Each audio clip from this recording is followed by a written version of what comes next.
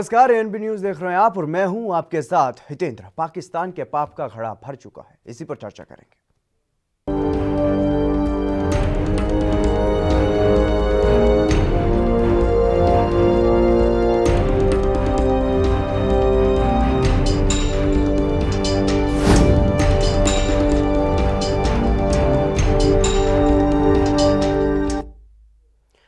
पिछले साल फरवरी में 40 सैनिकों की शहादत से पूरे देश की आंखें नम हो गई थी और उस पुलवामा हमले पर भारत ने पाकिस्तान की आतंकी कुंडली अब तैयार कर ली है।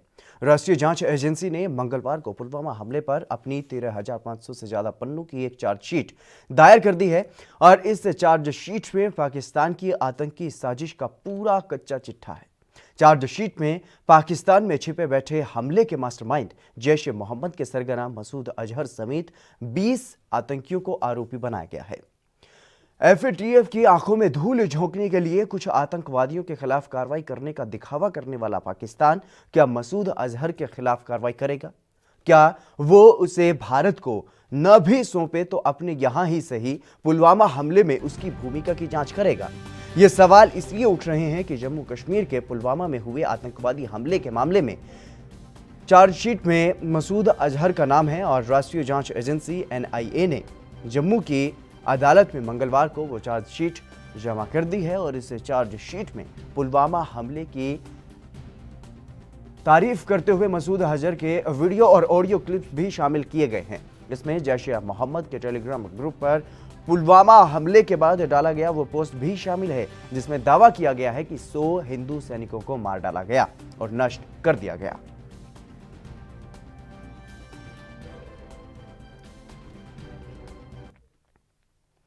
तो एनआईए ने पिछले साल फरवरी में हुए पुलवामा हमले की चार्जशीट दायर कर दी है और 13,500 पन्नों की चार्जशीट में जैश चीफ मसूद अजहर को आरोपी बनाया गया है। इस पर देश की राजनीतिक पार्टियों के नेताओं की क्या कुछ प्रतिक्रियाएं सामने आ रही हैं, आपको सुनवाते हैं। मेरा सीधे मानना है, एक तो बहुत विलंब से आया लेकिन फिर भी आया तो सही। अब इस चार्जशीट के बाद हमारे सामने विकल्प क्या? उन विकल्पों पे गौर करते हुए फौरी तौर पर कार्रवाई होनी चाहिए। सिर्फ ये फिर ठंडे बस्ते में नहीं जाना चाहिए और रिटॉरिकल नहीं रहना चाहिए। इसको एक इसके मुकम्मल अंजाम तक सारे तहों को उघेड़ते हुए हमें पहुंचना चाहिए। देखिए, मेरा ख्याल है कि काफ़ी समय लगा इसमें। ये काम बहुत पहले हो जाना चाहिए था। लगभग इस घटना को जिसमें हमारे करीब 40 जवान शहीद हुए, काफ़ी समय बीत गया है। 2 साल से भी ज़्यादा हो रहे हैं। वैसी परिस्थिति में अगर चार्जशीट आया है तो अच्छी बात है और उन तमाम लोगों के खिलाफ सरकार को कार्रवाई करनी चाहिए। अगर वो देश में नहीं है, देश के बाहर हैं ऐसे लोग जिन्होंने ये साजिश की थी, उनके खिलाफ कार्रवाई होनी चाहिए। देखिए, पुलवामा अटैक में जो पाकिस्तानी बहुत सारे मसूद अजहर से लेकर जैश के बहुत से लोग हैं और ये रिपोर्ट में ये बात भी आई है कि जब से बालाकोट हुआ जैश की कमर टूट गई। उसने हिम्मत नहीं किया। वो जानता था कि अगर फिर से इस तरह के हमले करेंगे तो ये मोदी गवर्नमेंट है उसी तरह जवाब देगी। इसलिए पाकिस्तान आतंक से अब तौबा कर ले और ये जो चार्जशीट है पाकिस्तान को आतंकवादी देश घोषित करने में मदद करेगी। आतंकवाद के विरोध में भारत ने पूरे विश्व में एक सहमति बनाई है और उसका प्रमुख जो है वो पाकिस्तान है। एनआईए द्वारा जो भी पुलवामा हमले में हुआ या इससे पहले भी जिस प्रकार के हमले भारत भर में होते रहे उसके पीछे पाकिस्तान था, ये तय है। अब जो 13,500 पन्नों की एक चार्जशीट तैयार करना, ये एनआईए ने इस बात के लिए मैं स्वागत भी करता हूँ। वो सभी लोग जो इन हमलों के पीछे रहे और अभी हाल ही में पाकिस्तान ने जो खुद ही यूएनओ के प्रेशर में आकर के 88 ऐसे लोगों की लिस्ट जारी की थी जिसमें मसूद अजहर भी शामिल था, उसका भाई भी शामिल था, दाऊद इब्राहिम भी शामिल था। ये समय समय पर पाकिस्तान जब भी कोई विश्व से आर्थिक सहायता लेनी होती है तो इन लोगों का नाम ये लाता है। उसी परिप्रेक्ष्य में ये तय है कि दाऊद इब्राहिम जैसे कि कहते थे कि वो पाकिस्तान में नहीं है, उससे एक साफ हो गया है। अब इन लोगों पर कार्रवाई हो, ये बहुत अच्छा एक निर्णय है और मुझे लगता है कि NIA के माध्यम से जो चार्जशीट की गई है इनकी सज़ा भी तय होगी और पाकिस्तान पर भी प्रेशर डाला जाएगा कि इन लोगों को यहाँ पर भेजा जाए ताकि उन पर मुकदमा ठीक प्रकार से चल सके। इस चार्जशीट में पाकिस्तान की आतंकी साजिश का पूरा कच्चा चिट्ठा है। चार्जशीट में पाकिस्तान में छिपे बैठे हमले के मास्टरमाइंड जैश-ए-मोहम्मद के सरगना मसूद अजहर समेत 20 लोगों को आरोपी बनाया गया है। इस पर रक्षा विशेषज्ञों का क्या कुछ कहना है वो भी आपको सुनवाते हैं। In which one person had driven a vehicle into a convoy, resulting in the death of 40 CRPF jawans. So this has been done. It's a very rigorous investigation that has been conducted. There's evidence, there are chat calls, reports of that, and circumstantial evidence that Pakistan was behind it. 19 people have been named.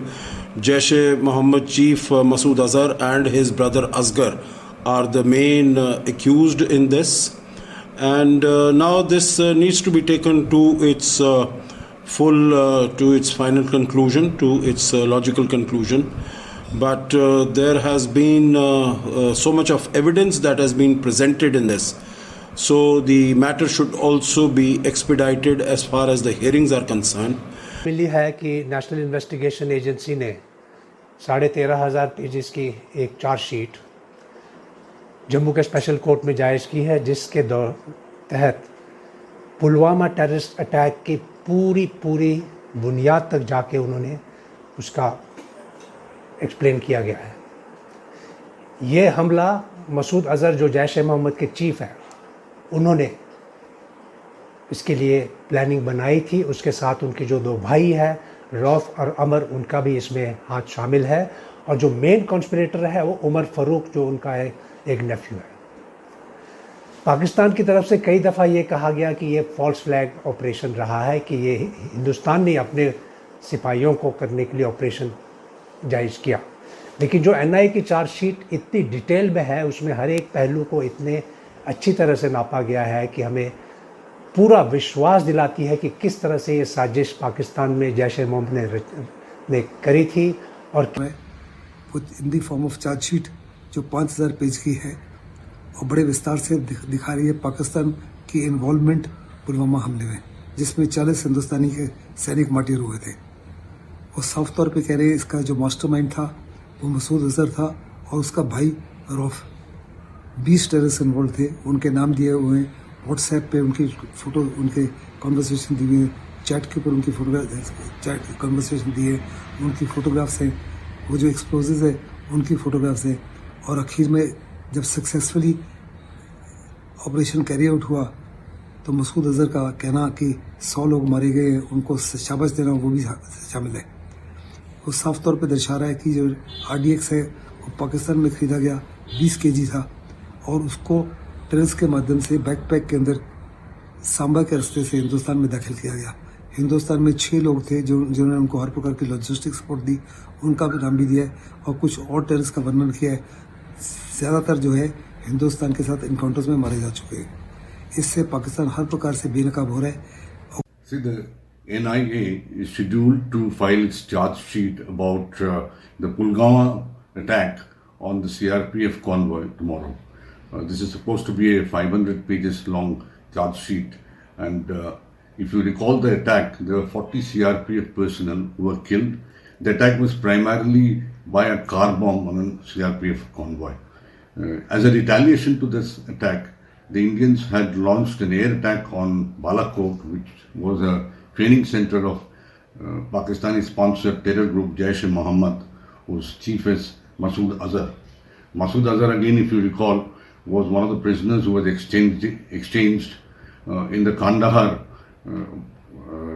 case of our aircraft having been hijacked by them. Now, in the Balakot attack, we had used about 12 Mirages and we had used Israeli spice bombs. देखिए, finally NIA ने इतनी investigation करने के बाद में सारी कड़ी जो है पुलवामा ब्लास्ट की सारी जोड़ी है, और उसके अंदर उन्होंने जो चार्जशीट फाइल की उसके अंदर मसूद अजहर, उसके भाई अमर फारूक और जो उसका दूसरा भाई मौलाना, इन तीनों का नाम है जो मेन कॉन्स्पिरेटर्स हैं। उसके साथ में उमर फारूक जो है, जो इसका भतीजा था, जो एक्चुअल गाड़ी जिसने चला के उसमें मारी और सुसाइड बॉम्बर बना, वो, और साथ में उसके अंदर जो ओवरग्राउंड अंडरग्राउंड वर्कर्स थे कश्मीर घाटी के अंदर, उन सब का नाम है। अब देखना यह है कि पाकिस्तान क्या करेगा। पाकिस्तान वही करेगा जो आज तक करता आया है, वो पूरा डिनाई कर देगा, कहेगा जी ये जो एविडेंस हिंदुस्तान पेश कर रहा है वो बिल्कुल सही नहीं है, वो कम है, हम उसको कुछ उसके ऊपर काम नहीं कर सकते। क्योंकि यही हमने देखा है कि जब मुंबई ब्लास्ट के अंदर जब मसूद अजहर, उसके अंदर भी वो जो है मेन कॉन्स्पिरेटर है, और जब उसको कोर्ट के अंदर पेश किया गया पाकिस्तान के अंदर, वहां कोर्ट ने कहा कि जी एविडेंस इसके खिलाफ नहीं है। तो एविडेंस जो हिंदुस्तान देता है वो पाकिस्तान कोर्ट में नहीं देता, और ये बहुत ही अच्छा कदम है। देखिए, ये तो सच है ही कि जेईएम और JeM chief Masood Azhar involve था पुलवामा अटैक में। इसके दो फायदे हम लोग को उठाने चाहिए।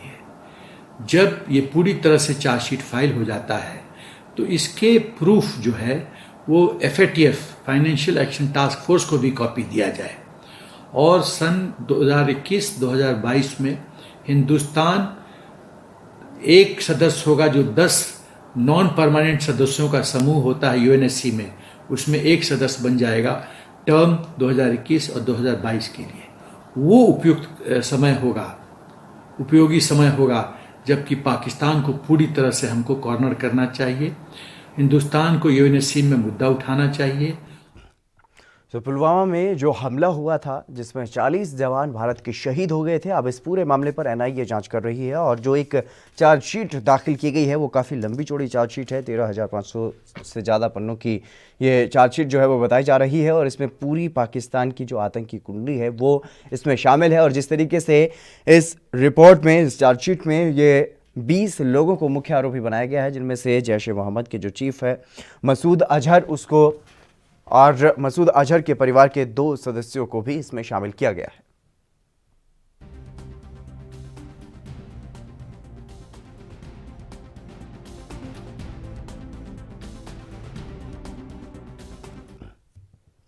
रविंद्र श्रीवास्तव हमारे संवाददाता जम्मू कश्मीर से हमारे साथ जुड़ गए अधिक जानकारी के साथ। रविंद्र, क्या कुछ इस पूरी चार्जशीट में जानकारी दी गई है एनआईए की तरफ से? जी देखिए, ये चार्जशीट जो है करीब 13,500 पन्नों की ये चार्जशीट जो है वो कल एनआईए कोर्ट में दाखिल की है, टाडा कोर्ट में। और मैं बताऊं, जिस तरह से 2019 फरवरी 2019 को पुलवामा के लिसपुरा में एक अटैक हुआ था, आत्मघाती हमला हुआ था, जिसमें करीब 40 जवान जो हैं वो शहीद हो गए थे, और उन्हीं को लेकर ये चार्जशीट जो है वो दायर की गई है, जिसमें जैश ए मोहम्मद का सरगना जो मौलाना मसूद अजहर है उसका नाम है, उसका भाई जो है रऊफ असगर, और एक महिला जो है उसका नाम भी बीच में आ रहा है, और खास करके साथ में आदिल डार जो है, जिसने पाकिस्तान के इशारे पर अपनी उसकी कॉन्स्पिरेंसी में शामिल रहा है, और उसी ने और इस गाड़ी को जो हिट किया था काफिले के साथ, और वो भी मारा गया था। उसके और उनके साथ करीब 20 लोग जो है शामिल हैं, जिनके खिलाफ ये चार्जशीट जो है वो दायर की है। कल करीब शाम के समय करीब 3:30 बजे के बाद एनआईए की टीम जो है वो टाडा कोर्ट पहुंची थी, और उसके बाद उसने वहां पर कोर्ट जज के समक्ष जो है ये अपनी चार्जशीट जो है वो दायर की थी। करीब 13,500 पन्ने जो हैं वो इसमें शामिल हैं। जी रविंद्र, इस पूरे मामले में जिन 20 लोगों को आरोपी बनाया गया है, उनमें से कुछ लोगों की ये भी बात सामने आ रही है कि उनको मार गिराया गया है सुरक्षा बलों की तरफ से जो जम्मू कश्मीर घाटी में पहुंचे। तो उनमें से कितने ऐसे लोग हैं जिनको अभी तक मारा जा चुका है? जी देखिए, जिनकी मौत हो चुकी है करीब 3 लोग हैं जो इस हमले में शामिल थे, जिनका नाम इसमें इस चार्जशीट में दाखिल है। वो 3 लोग जो हैं वो मारे जा चुके हैं, लेकिन बाकी के लोग जो हैं उनको इस चार्जशीट में जो है बताया गया है शामिल हैं। और मैं आपको बताऊं कि पाकिस्तान के द्वारा जो इस पूरी घटना को अंजाम दिया गया था, पाकिस्तान में बैठे आतंकियों के आका जो हैं, खास करके जैश ए मोहम्मद का चीफ जो है मौलाना मसूद अजहर, और उसके साथ कई और आतंकियों के साथ साथ आईएसआई जो है वो भी इस हमले में शामिल थी, जिसने पूरी कॉन्स्पिरेसी जो है वो रची थी। उसी के बाद इस हमले को अंजाम दिया गया था और जम्मू कश्मीर के अंदर से ही अलग अलग जगहों से ही पूरा जो विस्फोटक सामग्री है वो वहां से इकट्ठी की गई थी और उसी के बाद इस पूरे हमले को अंजाम दिया गया था। लेकिन भारत ने भी इसका जो है उसके बाद कार्रवाई की थी, सर्जिकल स्ट्राइक हुआ था, जिसके चलते पाकिस्तान को किरकिरी जो है वो पूरे विश्व में उठानी पड़ी थी, क्योंकि जिस तरह से पाकिस्तान में पहले भी अमेरिका ने उसामा बिन लादेन को मारा था, इसी प्रकार से जो पाकिस्तान के अंदर जो आतंकियों के कैंप लगे हुए थे उनको भारत की तरफ से उड़ाया गया था, वहां पर आतंकियों को मारा गया था। तो कहीं ना कहीं पाकिस्तान इसमें सीधी तौर पर शामिल है, जिसके चलते पुलवामा हमला जो है वो हुआ था। हमले में करीब 40 जवान जो है वो शहीद हुए थे और कल चार्जशीट जो है वो दाखिल की गई है। अब पाकिस्तान को पूरा नंगा किया जाएगा इस हमले को लेकर, उसको लेकर जो है वो अलग अलग जो है चार्जशीट में पाकिस्तान में कैसे क्या हुआ वो सारी चीजें इसमें शामिल हैं। जी, इसके अलावा रविंद्र, मैं आपसे ये जानना चाहता हूं, क्योंकि जिस तरीके से एक लंबी चौड़ी अब चार्जशीट जो है वो दाखिल की गई है, तो ऐसे में जो बाकी के जो 17 आरोपी हैं वो फिलहाल क्या पाकिस्तान में ही हैं या उनमें से कुछ भारत में हैं, और अगर वो पाकिस्तान में है तो उन पर किस तरीके से कार्रवाई की जाएगी?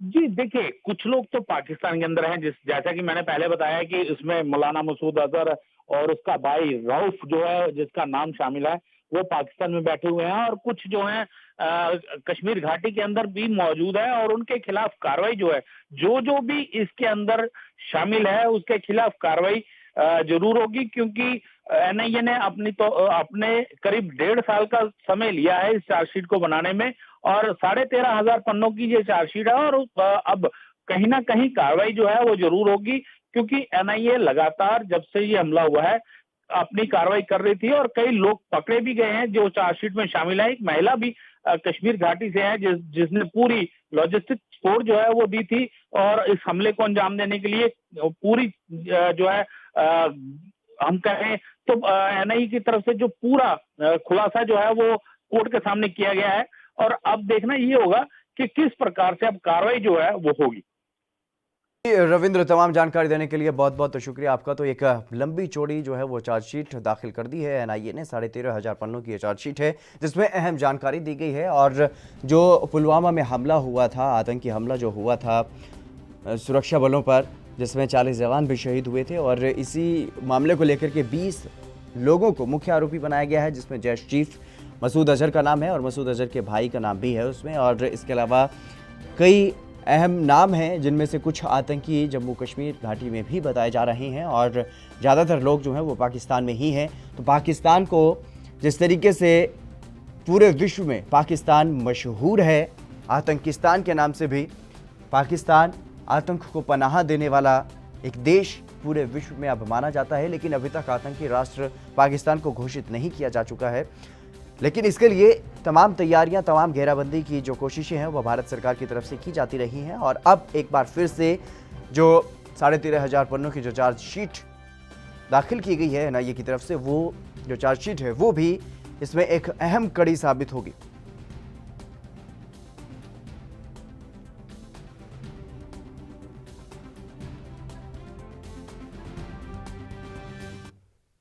इस पूरे मामले पर अख्तर इलाहाबादी विशेषज्ञ हमारे साथ जुड़ गए हैं। अख्तर जी, आपका स्वागत है एनबी न्यूज़ पर।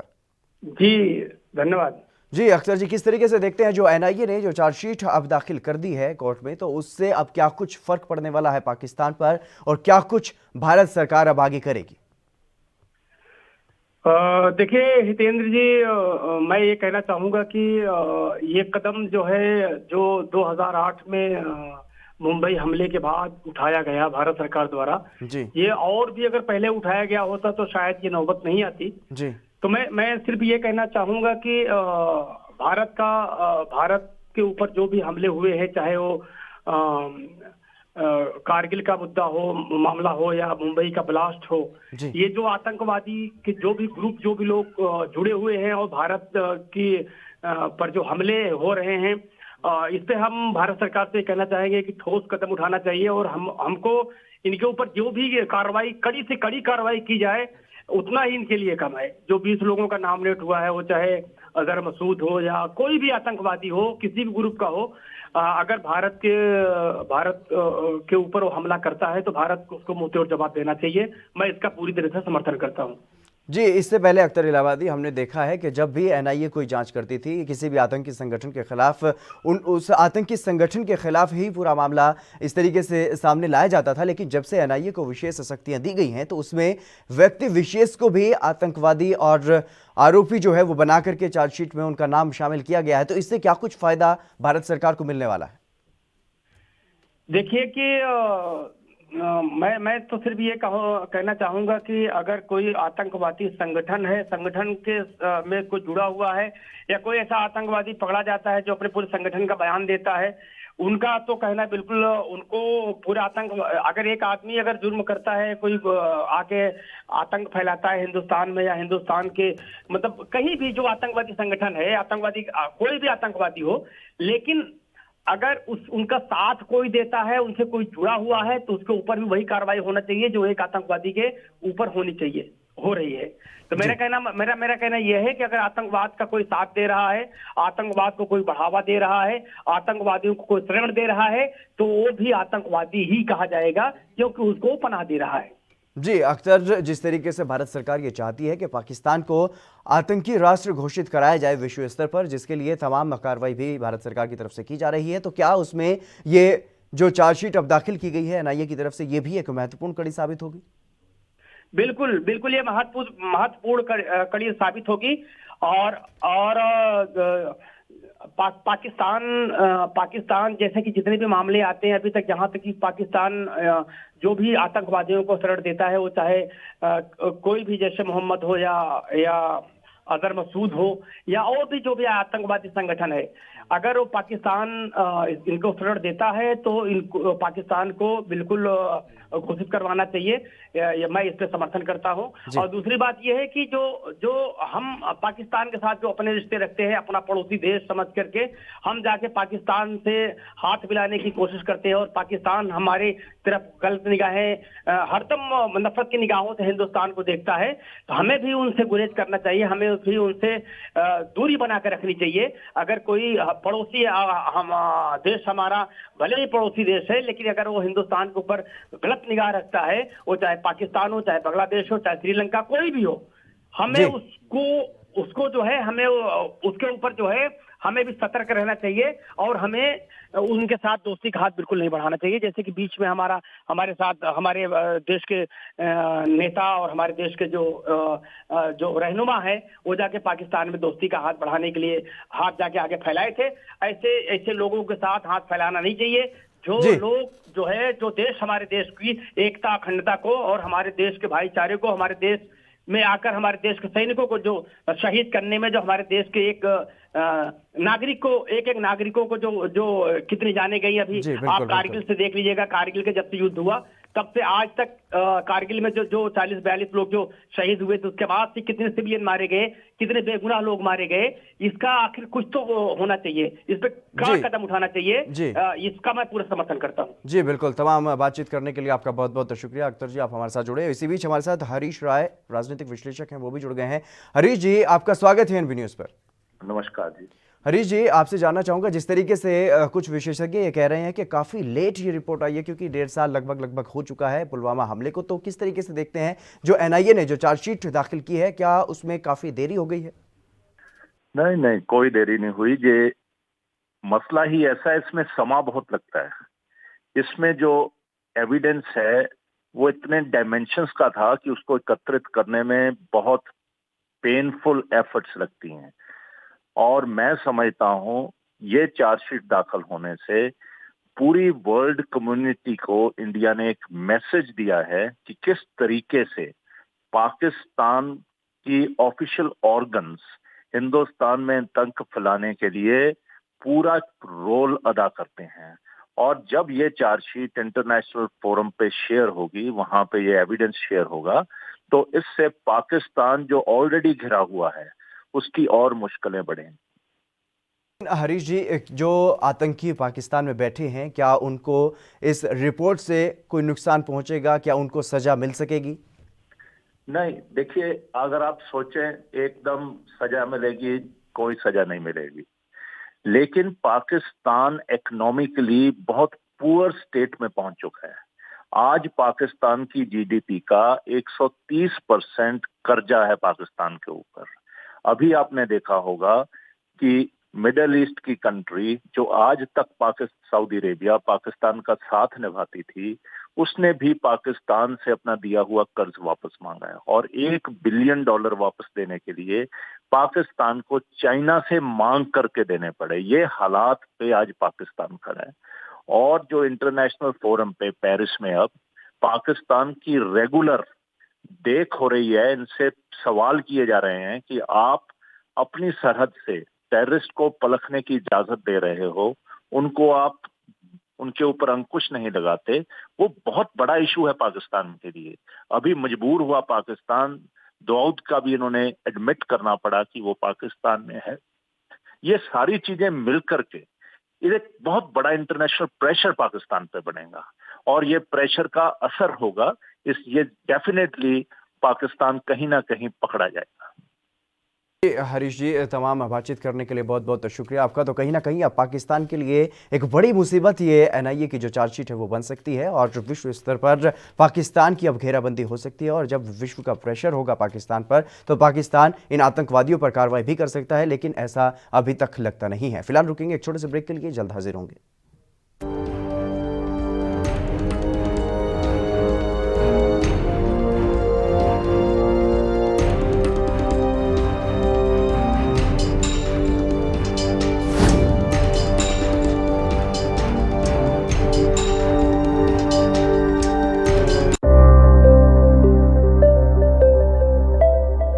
कोविड-19 महामारी ਦੀ ਜੰਗ ਵਿੱਚ ਕੈਪਟਨ ਅਮਰਿੰਦਰ ਸਿੰਘ ਵੱਲੋਂ ਲਏ ਗਏ ਫੈਸਲਿਆਂ ਕਰਕੇ ਪੰਜਾਬ ਇੱਕ ਮਿਸਾਲ ਵਜੋਂ ਉੱਭਰ ਕੇ ਸਾਹਮਣੇ ਆਇਆ ਹੈ। ਫੈਸਲਾ ਨੰਬਰ 1, ਪੰਜਾਬ ਵਿੱਚ ਸਭ ਤੋਂ ਪਹਿਲਾਂ ਤਾਲਾਬੰਦੀ ਤੇ ਕਰਫਿਊ ਦਾ ਆਦੇਸ਼ ਦਿੱਤਾ ਗਿਆ ਅਤੇ ਸਖਤੀ ਨਾਲ ਪਾਲਣਾ ਕਰਨ ਲਈ ਕਮੇਟੀ ਗਠਿਤ ਕੀਤੀ ਗਈ। ਰੋਜ਼ਾਨਾ 9000 ਟੈਸਟ ਦੀ ਸਮਰੱਥਾ ਵਾਲੀਆਂ ਲੈਬ ਸਥਾਪਿਤ ਕੀਤੀਆਂ ਗਈਆਂ। ਘਰ ਘਰ ਜਾ ਕੇ ਜਾਂਚ ਕੀਤੀ ਗਈ। ਸਥਾਨਕ ਉਦਯੋਗ ਨੂੰ ਪੀਪੀਈ ਕਿੱਟਾਂ ਦਾ ਨਿਰਮਾਣ ਕਰਨ ਲਈ ਸਹਾਇਤਾ ਦਿੱਤੀ ਗਈ। ਪੰਜਾਬ ਸਰਕਾਰ ਦੀ ਇਸੇ ਮਿਹਨਤ ਸਦਕਾ ਅੱਜ ਪੰਜਾਬ ਵਿੱਚ ਰੋਜ਼ਾਨਾ 16000 ਤੋਂ ਵੱਧ ਟੈਸਟ ਹੋ ਰਹੇ ਹਨ। 500 ਤੋਂ ਵੱਧ ਵੈਂਟੀਲੇਟਰਸ, 7000 ਬੈੱਡਸ, ਮਾਸਕ, ਪੀਪੀਈ ਕਿਟਸ ਤੇ ਟੈਸਟਿੰਗ ਕਿੱਟਾਂ ਦਾ ਇੰਤਜ਼ਾਮ ਕੀਤਾ ਜਾ ਚੁੱਕਿਆ ਹੈ। ਇਸ ਤੋਂ ਇਲਾਵਾ ਕੋਵਿਡ ਦੇ ਇਲਾਜ ਲਈ ਪਲਾਜ਼ਮਾ ਥੈਰੇਪੀ ਅਤੇ ਪਲਾਜ਼ਮਾ ਬੈਂਕ ਸਥਾਪਿਤ ਕਰਨ ਦੀ ਮਨਜ਼ੂਰੀ ਦੇ ਦਿੱਤੀ ਗਈ ਹੈ।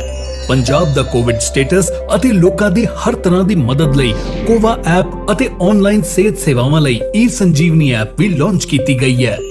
ਪ੍ਰਵਾਸੀ ਮਜ਼ਦੂਰਾਂ ਲਈ ਪਨਾਹ ਘਰ, ਖਾਣਾ, ਸੁੱਕਾ ਰਾਸ਼ਨ, 5 ਲੱਖ ਤੋਂ ਵੱਧ ਪ੍ਰਵਾਸੀਆਂ ਨੂੰ ਲੋੜੀਂਦੀਆਂ ਵਸਤਾਂ ਮੁਹੱਈਆ ਕਰਵਾ ਕੇ 398 ਸਪੈਸ਼ਲ ਟ੍ਰੇਨਾਂ ਅਤੇ 725 ਬੱਸਾਂ ਰਾਹੀਂ ਸੁਰੱਖਿਅਤ ਉਹਨਾਂ ਦੇ ਘਰ ਵਾਪਸ ਭੇਜਿਆ ਗਿਆ। ਮਹਾਮਾਰੀ ਦੇ ਬੁਰੇ ਅਸਰ ਦੇ ਬਾਵਜੂਦ ਸਮੇਂ ਸਿਰ 128 ਲੱਖ ਟਨ ਕਣਕ ਦੀ ਖਰੀਦੋ ਫਰੋਖਤ ਕਰ ਕਿਸਾਨ ਦੀ ਮਿਹਨਤ ਦਾ ਮੁੱਲ ਦਿੱਤਾ ਗਿਆ। ਕੈਪਟਨ ਅਮਰਿੰਦਰ ਸਿੰਘ ਦੀ ਕਾਬਲੀਅਤ ਨਾਲ ਪੰਜਾਬ ਸਰਕਾਰ ਦੇ ਫੈਸਲਿਆਂ ਸਦਕਾ ਅੱਜ ਪੰਜਾਬ ਦਾ 80% ਰਿਕਵਰੀ ਰੇਟ ਹੈ, ਜੋ ਬਾਕੀ ਰਾਜਾਂ ਨਾਲੋਂ ਕਿਤੇ ਵੱਧ ਹੈ। ਇਸ ਕੋਵਿਡ ਦਾ ਜ਼ਰੂਰ ਧਿਆਨ ਰੱਖੋ ਔਰ ਜ਼ਰੂਰ ਜੋ ਅਸੀਂ ਕਹਿੰਦੇ ਤੁਹਾਨੂੰ ਉਹ ਕਰੋ ਔਰ ਇਹ ਸਾਰਿਆਂ ਨੂੰ ਰਲ ਕੇ ਕਰਨਾ ਪਊ। ਇੱਕ ਲਹਿਰ ਆਪਾਂ ਨੂੰ ਚਲਾਉਣੀ ਪਊ ਜਿਹਦੇ ਨਾਲ ਆਪਾਂ ਆਪਣੇ ਪੰਜਾਬ ਨੂੰ ਔਰ ਪੰਜਾਬੀਆਂ ਨੂੰ ਬਚਾ ਸਕੀਏ। ਪੰਜਾਬ ਸਰਕਾਰ ਨਾਲ ਅੱਜ ਹਰ ਪੰਜਾਬੀ ਡਟੇ ਤਾਂ ਕੋਰੋਨਾ ਤੋਂ ਹੋਏਗਾ ਜਲਦੀ ਮਿਸ਼ਨ ਫਤਿਹ। ਪੰਜਾਬ ਸਰਕਾਰ ਵੱਲੋਂ ਜਨਹਿਤ ਵਿੱਚ ਜਾਰੀ।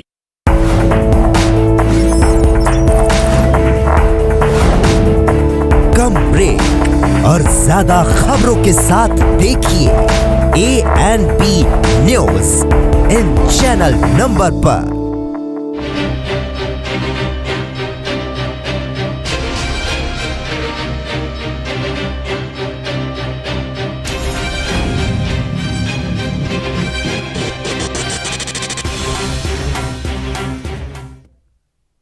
ब्रेक के बाद एक बार फिर से आप सभी का स्वागत है। शैतानी जोड़ी से सावधान, चीन की वुहान लैब पाकिस्तान के साथ मिलकर पिछले 5 सालों से खतरनाक जैविक हथियारों पर प्रयोग कर रही है। चीन और पाकिस्तान अपने इकोनॉमिक कॉरिडोर और सड़क निर्माण के नाम पर पूरी दुनिया को धोखा दे रहे हैं। ये दोनों देश एक साथ मिलकर बायो वेपन यानी कि जैविक हथियार बनाने में लगे हुए हैं। इस बात का खुलासा एक ऑस्ट्रेलियाई वेबसाइट ने किया है और इस मसले पर विस्तार से चर्चा करेंगे, लेकिन उससे पहले एक रिपोर्ट आप देखिए।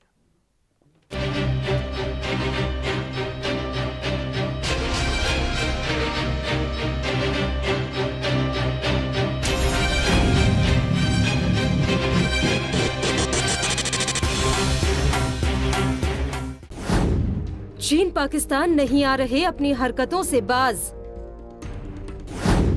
दुनिया को इकोनॉमिक कॉरिडोर के नाम पर दे रहे धोखा। जैविक हथियार बनाने में जुटे हुए हैं दोनों देश। गंभीर बीमारी पैदा करने वाले वायरस है निशाना। चीन लगातार पाकिस्तान को आधुनिक हथियार दे रहा है, जिसका इस्तेमाल भारत के खिलाफ होने की आशंका बनी हुई है। अब एक नए खुलासे में सामने आया है कि चीन पाकिस्तान इकोनॉमिक कॉरिडोर की आड़ में जैविक हथियार बनाने का काम कर रहे हैं।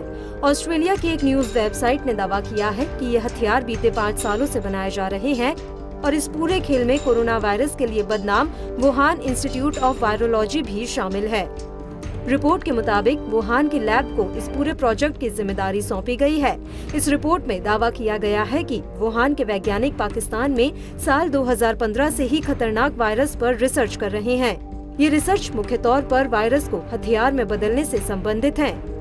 इसके अलावा चीन पाकिस्तान ने जो डील की है उसका एक हिस्सा सीक्रेट रखा गया है, क्योंकि ये जैविक हथियारों से जुड़ा हुआ है। गंभीर बीमारी पैदा करने वाले वायरस है निशाना। मिली जानकारी के मुताबिक इस रिसर्च में West Nile virus, MERS corona virus, Crimea Congo, haemorrhagic fever virus और चिकनगुनिया को हथियार में तब्दील करने पर काम चल रहा है। ऑस्ट्रेलियाई वेबसाइट का कहना है कि चीन और पाकिस्तान के बीच एक समझौता किया गया है। इसके चलते दोनों देश संक्रामक बीमारियों पर शोध कर रहे हैं। हालांकि इसकी आड़ में जैविक हथियारों के लिए रिसर्च की जा रही है। रिपोर्ट के मुताबिक रिसर्च के लिए हजारों पाकिस्तानी पुरुषों, महिलाओं और बच्चों का ब्लड सैंपल लिया गया। इनमें वे लोग शामिल थे जो जानवरों के साथ काम करते थे और दूर दराज के इलाकों में रहते थे। रिपोर्ट के मुताबिक चीन के वुहान लैब में पाकिस्तानी वैज्ञानिकों को जैविक हथियारों के विकास, संचालन और प्रबंधन की ट्रेनिंग दी जा रही है, ताकि ये भविष्य में अपने देश में ही जैविक हथियारों का जखीरा बना सके। वुहान लैब ने पाकिस्तानी सेना के डिफेंस एंड टेक्नोलॉजी ऑर्गेनाइजेशन के साथ समझौता किया है, जिसमें इसके वैज्ञानिक तेजी से फैल रहे संक्रामक रोगों पर अध्ययन करेंगे ताकि इन बीमारियों को रोका जा सके, लेकिन यह सच होता नहीं दिखता। ANB न्यूज के लिए स्पेशल डेस्क की रिपोर्ट।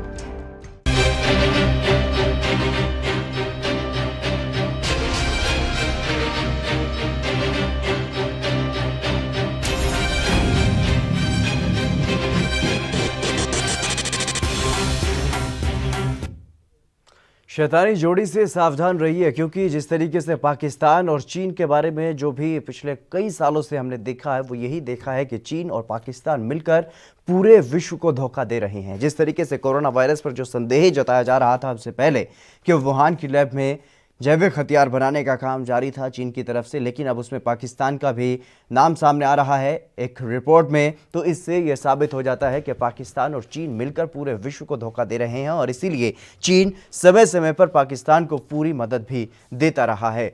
चीन जिस तरीके से पाकिस्तान का समर्थन करता है पूरे विश्व में हर प्लेटफॉर्म पर, जिस तरीके से चीन कहीं ना कहीं पाकिस्तान को बचाने की कोशिश करता है और पाकिस्तान में जिस तरीके से आतंकवादियों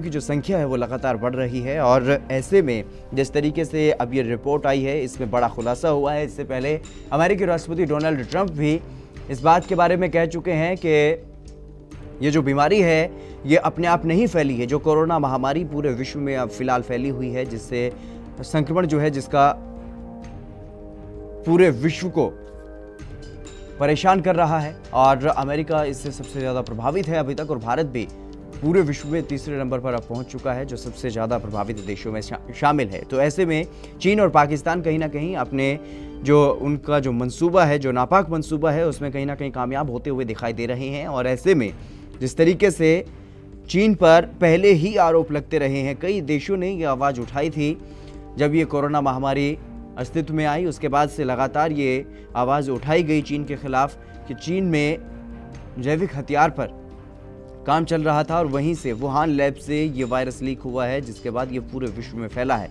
अब इस पूरे मामले पर यह भी सवाल उठता है क्या जानबूझकर चीन ने इस वायरस को फैलाया?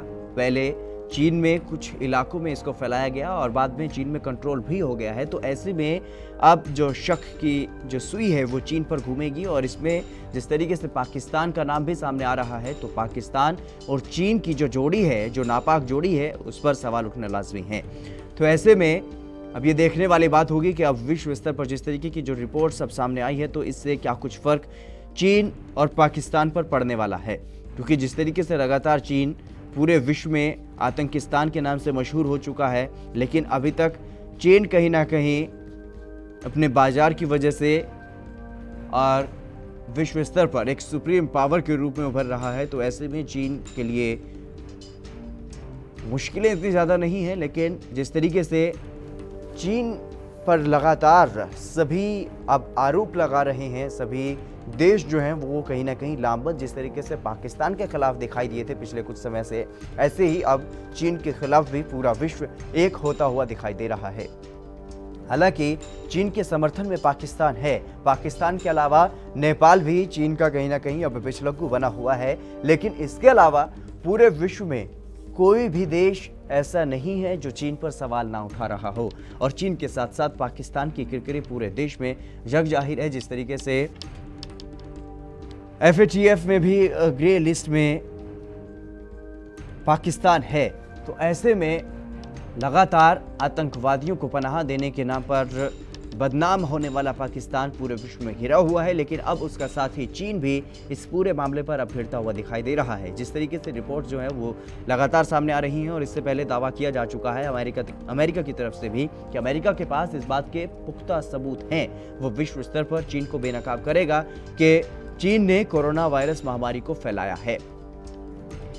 तो जो बात अब की जाती है लगातार सीमाओं पर तनाव बढ़ाने की और हैकड़ी दिखाने की, तो वो कहीं ना कहीं इसी बात को भी, इस बात पर भी संदेह पैदा होता है कि क्या चीन अब अपने जैविक हथियारों का इस्तेमाल कर रहा है या आगे आने वाले समय में इससे भी ज़्यादा भयानक तौर पर अपने जैविक हथियारों का, बायो वेपन्स का इस्तेमाल करेगा, ताकि पूरे विश्व को हिलाया जा सके, पूरे विश्व को नुकसान पहुंचाकर खुद एक सुप्रीम पावर बनने की जो इच्छा है चीन की, वो अपने मंसूबों में कामयाब हो सके। क्योंकि जिस तरीके से अमेरिका सबसे ज़्यादा प्रभावित अभी तक हुआ है कोरोना वायरस से,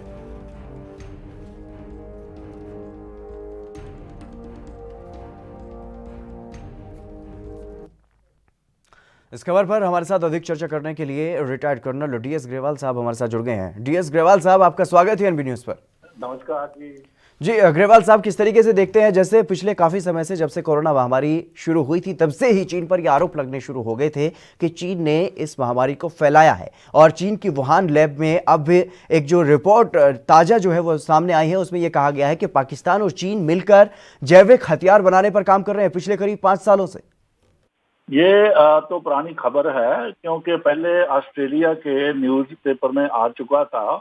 उन्होंने रिसर्च में पाया था कि चीन जो है पाक को एक लैब सेट करने के लिए जो है पूरी मदद दे रहा है। वुहान लैब का कंट्रैक्ट था पाकिस्तान के साथ और ये लगातार बनता आ रहा, और ये बात अभी खुल के सामने आ गई है कि चीन पाकिस्तान को 5-6 तरह के जो वायरस हैं वो क्रिएट करने का मदद कर रहा है। चीन ने जैसे पहले अमेरिका से सीखकर अपने यहाँ ये अभी कोरोना का जो वायरस था पैदा किया था, क्योंकि ये ह्यूमन जो बनाए होते हैं ये बड़े खतरनाक होते हैं। जो नॉर्मल वायरस होते हैं कुदरती, उनको तो कंट्रोल किया जाता है, लेकिन इसको नहीं कंट्रोल किया जा रहा। मतलब ये कि ये ह्यूमन मेड हैं, लेबोरेटरी मेड है।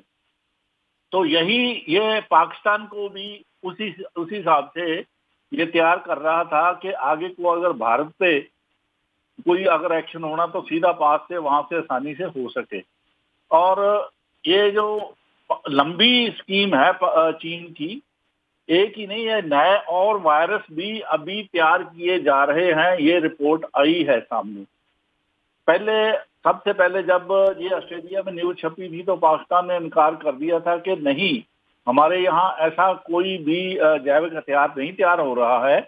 लेकिन अभी ये बात सामने आ गई है कि पक्का ये जैविक हथियार तैयार कर रहे हैं, खास करके। और चीन जो है इसने पहले जैसे न्यूक्लियर हथियारों में मदद की, और अभी जैसे अपनी बोट शिप्स हैं वो दे रहा है गलवान अपने पाकिस्तान को, और भी हथियार लगातार देता जा रहा है और उनको गाइड भी कर रहा है। सबसे ज्यादा में लेटेस्ट आपको जो जैसे पहले बात मैंने बताई थी कि चीन और पाकिस्तान के जो फॉरेन मिनिस्टर जब मिले थे तो उन्होंने बाहर तो सिंपल पोचा फेरू बात की थी, लेकिन इंटरनली उनकी जो बड़ी फैसले हुए हैं वो बड़े भयानक है। जैसे ये जो इसको और बढ़ाने का भी इसमें फैसला हुआ है। दूसरा, तालिबान को चीन के पाकिस्तान के जरिए चीन जो है वो कंट्रोल करना चाह रहा है, और इसीलिए उन्होंने पाकिस्तान में जो तालिबान के लीडरों को अभी यहाँ बुलाया है पाकिस्तान में, और मुलाकात हो रही है। और ये जो चीन कहेगा पाकिस्तान उनको वही कहेगा, और जब मीटिंग होती है उनके लीडर्स के साथ, अफगानिस्तान वालों के साथ या अमेरिका वालों के साथ, तो चीन अपना जो दबदबा बीच में बनाए रखना चाहता है। तो ये तालिबान को भी इंडिया के अगेंस्ट बरतने की तैयारी में है चीन ऐसा नहीं है जो चुप कर जी। तो हमें हर तरह तैयार करना है। हमें खुद भी जो चीन के जैविक हथियार हैं उसके लिए जैसे हमारे साइंटिस्ट ने कहा है कि हम उनके जितने भी हथियार तैयार हो रहे हैं जैविक, उसके लिए हम तैयार बैठे हैं। हमने भी उनके अल्टरनेटिव ढूंढ लिए हैं और आशा करते हैं कि पाकिस्तान को ऐसी शैतानी नहीं करनी दी जाएगी जो चीन उसको सिखा रहा है। लेकिन कर्नल साहब, जिस तरीके से पाकिस्तान जो है वो बदनाम हो चुका है पूरे वैश्विक मंच पर आतंकवाद के लिए, तो क्या अब भारत के खिलाफ उसका इस्तेमाल चीन जो है वो करने की कोशिश में है? देखिए, चीन इतना शैतान है कि कई बार जो है उल्टे रास्ते से काम करना चाहता है, और उसने जैसे पहले ये जो नेपाल का किस्सा चलाया, फिर पाकिस्तान का किस्सा चलाया, और अभी पाकिस्तान को ही मेरे को लग रहा है कि जल्दी हथियार इस्तेमाल करने का मौका देगा, जिसके लिए हमें खुद पाकिस्तान से भी तैयार रहना पड़ेगा, एटम से भी, जैविक वेपन से भी, और नॉर्मल वेपन से जो लड़ाई है, हर एक के लिए पाकिस्तान और चीन दोनों के अगेंस्ट हमें 24 घंटे तैयार रहना पड़ेगा। क्योंकि जैसे डिफेंस ने, हमारे कंबाइंड डिफेंस चीफ ने बोला है कि ये तो हटता तो नजर आ नहीं रहा है, तो एक ही रास्ता विकल्प ही हमारे पास एक है कि हम जो हैं इसको ताकत से पीछे हटाएंगे। अगर ये नहीं हटेगा तो कोई भी देश अपने इलाके को नहीं ये देख सकता कि किसी की जो प्रभुत्व है वो किसी और के हाथ में जाए, और इसके लिए भारत पूरी तैयार है, और किसी हालत में भी ना तो पाकिस्तान को उठने देगा ना चीन को, और कोशिश यही है कि हर हालत में पाकिस्तान को और चीन को दोनों को सबक सिखा के ही रहेगा इंडिया। जी, लेकिन जिस तरीके से चीन ये तमाम शैतानियां कर रहा है, तमाम हरकतें कर रहा है, नापाक मंसूबे जो है वो अपने नापाक मंसूबों को अंजाम दे रहा है, वो भी पाकिस्तान जैसे देश के साथ मिलकर, तो ऐसे में चीन की मंशा क्या है पूरे विश्व में? आखिर चीन चाहता क्या है? देखो, तो आपको पता ही है कि दुनिया में वो लीडर नंबर 1 बनना चाहता है, हमको धमकाना चाहता है। अभी हैरानी की बात तो ये, अभी एक्सरसाइज कर रहा है साउथ चाइना सी में, और वो सारा इलाका हवाई जहाज उड़ा रहा था, और चीन हमारे कहता है आ जाओ, फिर उन्होंने भी 2 एयरक्राफ्ट उनके ऊपर भिगा दिए। अभी आज की बात ये तो उसको कुछ नहीं कर पाए, और फिर मैसेज ये दिया कि भाई हमारे इलाका में जब जहां हम एक्सरसाइज किए हैं आपके हवाई जहाज नहीं आएंगे, नहीं हम मार गिराएंगे। तो चाइना ने जो है उसको पाकिस्तान अमेरिका सबक तो सिखा रहा है उसको वहां साउथ चाइना सी में, लेकिन हम अगर उसको ऐसा सबक सिखाएं बॉर्डर पे तो तब ही वो रुकेगा। क्योंकि जैसे अभी बयान आया है इनके जो एम्बेसडर है भारत में, वो कहता है जी ये तो छोटी 2 बातें उसने कही हैं। एक तो ये छोटी सी बात थी, ये कोई खास बात नहीं हुई है। दूसरी बात ये कि जो गलती भारत की है, भारत को समझना चाहिए। इसका मतलब ये जो है हमने इलाका ले लिया है, इसको मान जाओ और उसी पे टिके रहो। तीसरा ये कि अभी जो हमारे दोनों के अच्छे संबंध होने चाहिए, संबंध उसमें होने चाहिए कि हम अपने आप को इलाका देते जाएं। तो ये भारत का जो भारत में राजदूत है चीनी, वो भी बड़ा ठीक नहीं है। इसी तरह जैसे आपने देखा है राजदूत नेपाल में भी है, उसने तो पूरा वहां राज एक किस्म से चला दिया है, पूरा राष्ट्रपति को उनके झोली में डाल दिया है।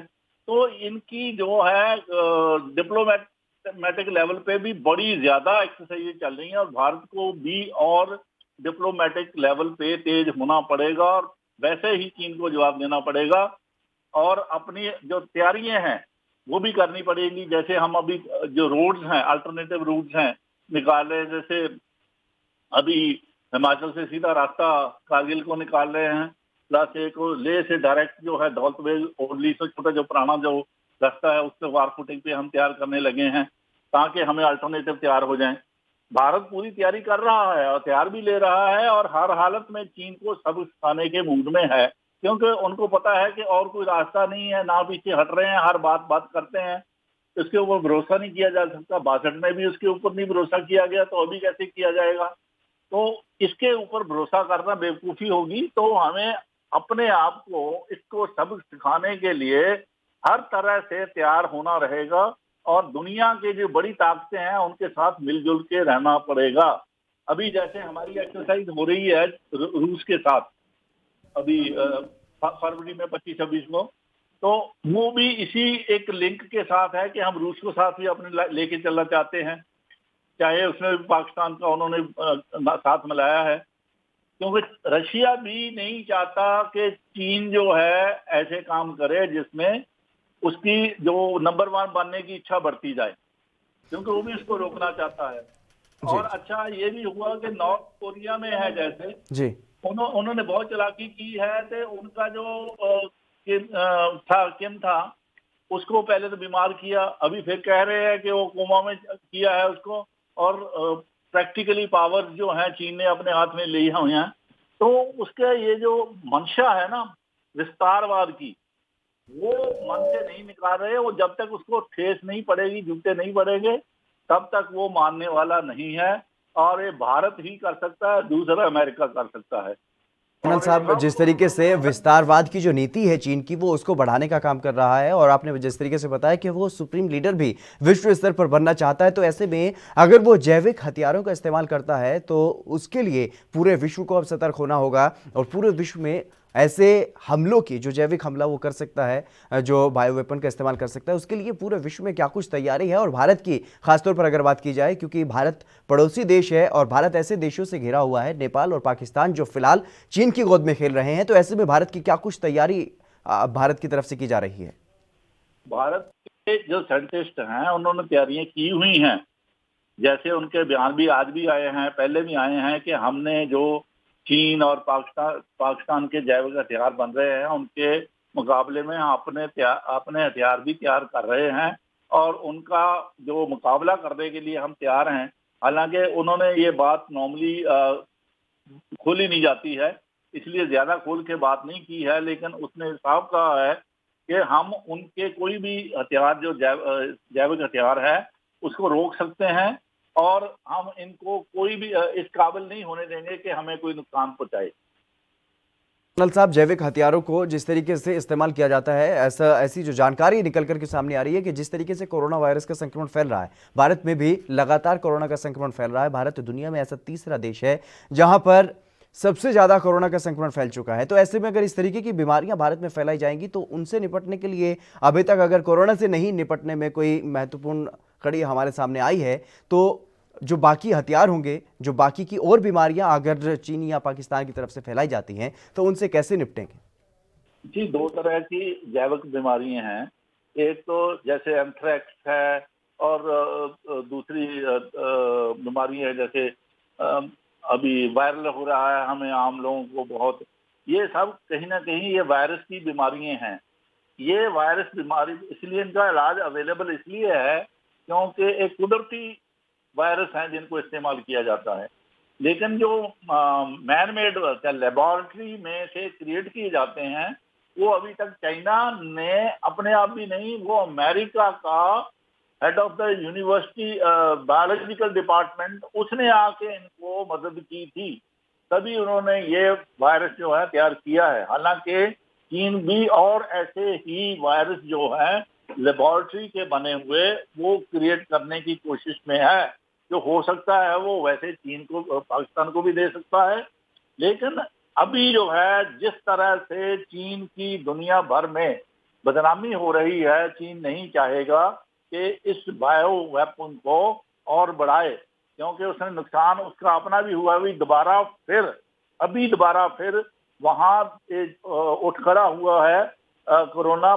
चीन में भी बहुत ज्यादा हद में, वो भी खुद नहीं रोक पाए क्योंकि उसका सेकंड फेज चल पड़ा है। तो उसको अभी ये ख्याल आ गया है, विचार आ गया है कि इसमें तो मेरा भी नुकसान हो रहा है, तो ऐसे हथियार आगे को ना करे तो जिससे उसकी भी मार हो, क्योंकि डबल वेपन है, अपने को भी आ सकता है, दूसरों को भी आ सकता है, दोनों को। क्योंकि अगर बॉर्डर क्लोज है तो नजदीक है, तो ऑटोमेटिकली ये पास होना बड़ा आसान है। तो इतनी जल्दी और इतनी जो मुस्तैदी के बिना ये इस्तेमाल नहीं करेंगे, और हमसे इतना भी ज्यादा खतरा नहीं लेना चाहिए कि हम उसके लिए तैयार भी ना हो। दोनों चीजें हमें करनी है, अपने आप को प्रोटेक्ट भी करना है, और उसकी प्रोटेक्शन के लिए हमें वैक्सीन या और चीजें तैयार करनी है। जैसे अभी जो वेपन्स हैं, जो वैक्सीन हैं, भारत में ज्यादा जल्दी से तैयार हो रहे हैं। इवन रशिया ने जो बनाया था कि जल्दी डिक्लेयर करेंगे, उसके आफ्टर इफेक्ट बहुत ज्यादा थे, इसलिए उन्होंने भारत से अभी मदद मांगी है। लेकिन कर्नल साहब, जिस तरीके से वैक्सीन का निर्माण किया जा रहा है, ये अच्छी बात है कि इस महामारी से निपटने में सहयोग मिलेगा, लेकिन जिस तरीके से ये खुलासा हुआ है कि वुहान में जो लैब है वहां पर जैविक हथियार बनाए जा रहे हैं, इसका खुलासा होने के बाद क्या विश्व समाज चीन पर या पाकिस्तान पर कोई कार्रवाई करेगा? ये देखिए, मेरे को अभी तक समझ नहीं आ रही ये क्यों हायर लेवल तक इसके अगेंस्ट केस किया नहीं किया गया। इसके अगेंस्ट तो इंटरनेशनल कोर्ट ऑफ जस्टिस में केस जाना चाहिए था अभी तक, क्यों मुआवजे का खास करके खरबों अरबों लोगों का नुकसान हुआ है। अभी तक ये जो है केस चले जाना चाहिए था। और अभी ये मेरे को अभी तक समझ नहीं आ रही कि पहले ट्रम्प को हर बार कहता था वुहान या चीनी वायरस है, वुहान वायरस है, अभी वो भी कहना बंद कर दिया है। दावे, तमाम सबूत, उन्होंने ये दावा किया था कि उनके पास पूरे पुख्ता सबूत हैं और इस पर कार्रवाई करेंगे, लेकिन अभी तक कोई कार्रवाई अमेरिका की तरफ से नहीं की गई। कार्रवाई कोई नहीं की है, यही प्रॉब्लम है। और चाइना की एक बात साफ है कि जब उसका नाम बदनाम जहां होता है ना, वहां बड़ा सेंसिटिव होता है वो। तो अभी उसका दुनिया भर में नाम तो बदनाम है, लेकिन उस नाम बदनाम से घबराया हुआ हर जगह हर देश के साथ वो टक्कर लेने की कोशिश कर रहा है, लोग दुनिया का ध्यान बंटाने की कोशिश कर रहा है। तो जैसे भारत को हो गया, जापान को हो गया, वियतनाम को हो गया, फिलीपींस को हो गया, ताइवान को हो गया, इवन ऑस्ट्रेलिया, कनाडा, सबके साथ उसने पंगा लिया है। इसलिए क्योंकि उनका करता ध्यान जो है वायरस से हटके अपने इस युद्ध के चक्रों में फंस जाए। तो ये बड़ी सीरियस बात हो रही है, क्योंकि लोगों का ध्यान अभी वायरस की तरफ, जो चीन का है केस लेना चाहिए था, वो बहुत जरूरी था। जबकि पहले अमेरिका ने ये केस उठाया गया था, लेकिन उसके बाद क्या हुआ उसकी कोई बात भी नहीं हुई है। ये केस इंटरनेशनल लेवल पे देशों को उठाना चाहिए कि जो चीन है उसने सारी दुनिया को तबाह करके रख दिया है, एक तबाही के मंजर पे लाया है, जिसका खमियाजा उसको भरना चाहिए, उसका पूरा तावान जो है उसको देना चाहिए। अगर सारे देश मिल जाते हैं और ये मामला उठाते हैं तो चीन को रोका जा सकता है। चीन की जो इच्छा है कि मैं दुनिया के ऊपर काबू कर लूं, उसको भी रोका जा सकता है। जो चीन का जी की प्लान है कि मैं सारी दुनिया का नंबर 1 हूँ, डिक्टेटर हूँ, अपनी मर्जी का हूँ, तो वो भी रोका जा सकता है। क्योंकि अगर ये डिक्टेटर हो गया तो पता नहीं क्या करेगा। अभी देखो क्या कर रहा है, सारे देशों को, शांति वाले देशों को भी नुकसान कर रहा है लगातार। भारत का तो इससे भारत ने कोई बात नहीं की थी, मोदी जी तो उसके साथ बड़े मीठे से बात करते थे, लेकिन भारत को ही जो है इतना नुकसान किया है। ठीक, देखो इतना अपने आदमियों का उनको कोई प्यार नहीं है, कोई कुछ नहीं है। चाहे कि अभी जो है अखबारों ने उनके अभी लेटेस्ट आज है शायद कल माना है कि उनके आदमी मरे हैं, साथ में ये भी लिख दिया है उसने कि ये इसका कोई मायना नहीं है कितने आदमी मर गए। लेकिन ये जो चीजें हैं, अपने आदमियों का जो कोई भी ख्याल नहीं करता है तो दूसरों को कहाँ करेगा। इसका मतलब एक तरह से वो रोबोट है जो दुनिया को नुकसान पहुंचाने पे तुला हुआ है। इसको सारी दुनिया को मिलकर सब खाना ही होगा, कोई चारा नहीं होगा, सारे देशों को मिलना ही होगा। तमाम बातचीत करने के लिए और तमाम अहम जानकारी देने के लिए बहुत बहुत शुक्रिया सर आपका। तमाम जो जानकारी आपने दी है और पूरे विश्व को कहीं ना कहीं अब सावधान होने की ज़रूरत है, क्योंकि जिस तरीके से शैतानी जोड़ी जो है वो जो बायो वेपन जो है जैविक हथियार बनाने का काम कर रही है, उससे पूरे विश्व को ही कहीं ना कहीं एक बड़ा खतरा हो सकता है। फिलहाल इस खास कार्यक्रम में बस इतना ही। आप बने रहिए ANB न्यूज़ के साथ।